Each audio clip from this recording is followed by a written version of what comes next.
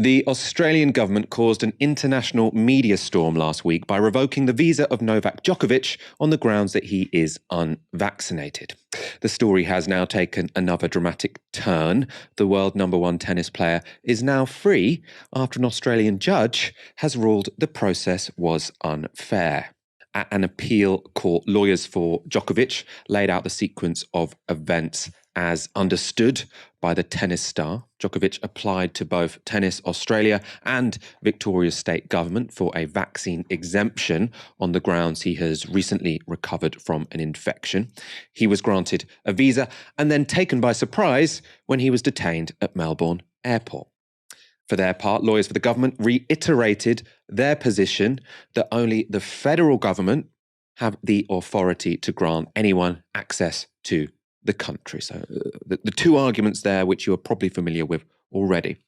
However, the most significant part of the case ended up being not what documents Djokovic did or didn't have when travelling to Australia, but rather his treatment once he arrived. After Djokovic was detained at Melbourne Airport, documents reveal he was interviewed by Border Force 7 times between the hours of 12:21 a.m. and 7:20 a.m. So it wasn't a pleasant night for the world #1. The first of those interviews, which became increasingly Kafkaesque as we go through them. So in the first interview, Djokovic says, "I am not vaccinated. I had COVID twice. I had COVID in June 2020 and I had COVID recently. I was tested positive by PCR on the 16th of December 2021. Djokovic was then able to provide documentation from the Victoria state government and Tennis Australia approving his visa. Border Force agents then tell him not to turn on his phone. So he is, being treated. It's a difficult situation for the guy. And he is then left in isolation until 4 a.m.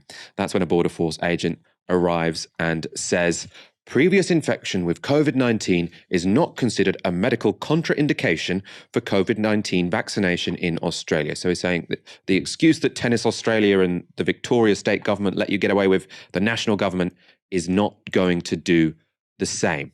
Djokovic is then served with a notice of intention to cancel his visa and is given 20 minutes to come up with further documents. Remember, this is at 4 a.m. So this is told to Djokovic at 4 a.m. He then says, my agent and I have been in constant communication with Tennis Australia and the Victorian state government. I applied, they approved. I just really don't know what else do you want me to say. I have nothing else. I arrived here because of these documents. Otherwise, I wouldn't have been allowed to come in. Djokovic understandably points out that 4 a.m. is not an ideal time to be seeking extra documentation, especially as I've already mentioned, the Border Force had banned him from turning on his phone. A short while later, the agent agrees. Djokovic is told he can have some rest so long as his solicitor provides more information by 8:30 a.m. So it seems like, they've seen sense. However, then, now it gets worse, at 6:07 a.m., a new agent enters, apparently to retract the extension. So he says, this is a conversation now between the agent and Djokovic. The agent says, you mentioned earlier that you didn't really have anything else you could add. And Djokovic says, but maybe I will have something in a few hours. The agent says, okay, if you don't respond, then a decision might be made based on the information that's at hand now. And Djokovic says, okay, so you want to make a decision now? The agent says, yeah, it's possible. Yeah, the decision can be made based on the information that we already have, which if you don't respond, it's not going to be. And Djokovic says, yeah, I know you're going to cancel my visa.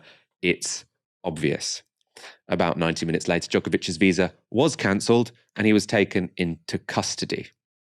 It's a pretty shoddy way to treat someone, which also reads as really chaotic. And the judge decided it wasn't good enough on the part of the Australian government. Djokovic could go free.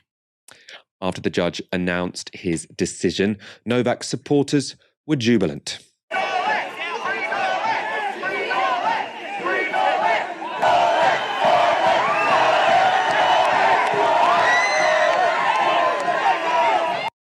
And those scenes, that jubilation, later led to police pepper spraying them.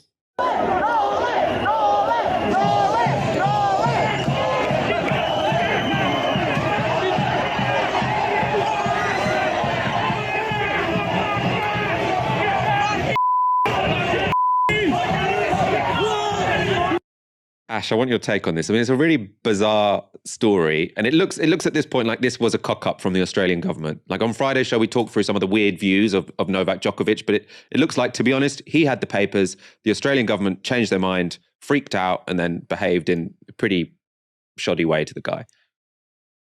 I mean, this is one of those stories where I think that everyone's kind of an asshole, but the biggest asshole of all is the Australian border force.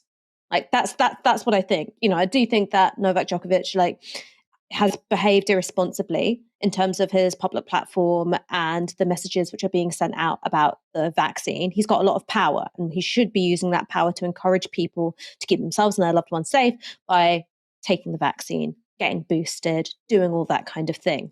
However, him being, in my view, kind of a dick is no justification for how he was treated at the hands of the border force. And this might sound weird because he had such a dreadful experience of being interviewed repeatedly through the night, being told contradictory information, but he was one of the lucky ones. Because if you're somebody who isn't one of the most wealthy and famous sports people in the entire world, it's highly unlikely that you have a lawyer at your beck and call who can work outside office hours. It's highly unlikely that you can use that 20 minutes to conjure up extra information. And it definitely won't be the case that you will have an army of supporters, both online and in the streets, agitating for your release. One of the graphics put out by our very own Novara Media today showed that the average for immigration detention in Australia is 700 days. There have been multiple cases where courts have ruled that children have been treated unfairly and that due process wasn't followed and that they were unfairly excluded from the country or their visas were rescinded. And they still haven't seen justice served. They still haven't been able to make their way to Australia and settle there in safety. So this is a glimpse into the reality of the Australian border system, which is one that many conservatives have said that they want to be able to replicate here in terms of either a points-based system or offshore detention or this level of stringency at the border itself. The result is an inhumane, Kafkaesque, and as you said, chaotic system, one which is so in love with its own logic of exclusion that it is incapable of enforcing its own rules fairly or taking into account the humanity of the people that they're dealing with. Couple more sort of interesting nuggets which pertain specifically to Djokovic, because while, I mean, me and Ash both agree the Australian government have come off worse here, Djokovic isn't in the clear. Sports journalist Ben Rothenberg has pointed out that Djokovic's positive COVID test didn't actually meet Tennis Australia's deadline for an exemption. So Ben Rothenberg tweets, a positive test on December 16th would have come too late for the Tennis Australia exemption process deadline as described to players. According to Tennis Australia documents, the deadline for applying for an exemption had been nearly a week earlier, no later than December the 10th. So it's confusing as to why he was given that exemption. I suppose being world number one probably helps. The other reason the date of the PCR test seems odd is because of what Djokovic did the following day. So the day after he got that result. So you should be able to see here a photograph taken on the 17th of December. As I say, the day after Novak's positive PCR test. You can see him here hanging out with maskless kids at an award ceremony. And we know that he knew he was positive then because here's his test result. And you can see there, date of sampling, 16th of December. Date of results, 16th of December. The reason he's able to go into Australia is because he tested positive for COVID on the 16th of December. And he knew that on the 16th of December. And we know that he was doing these photo shoots on the 17th. Very hard to make all of this add up. Possibly, I was thinking about this today, possibly he did a lateral flow test, 2 weeks earlier, and he had recovered from it. And we know that people test positive on a PCR for a while.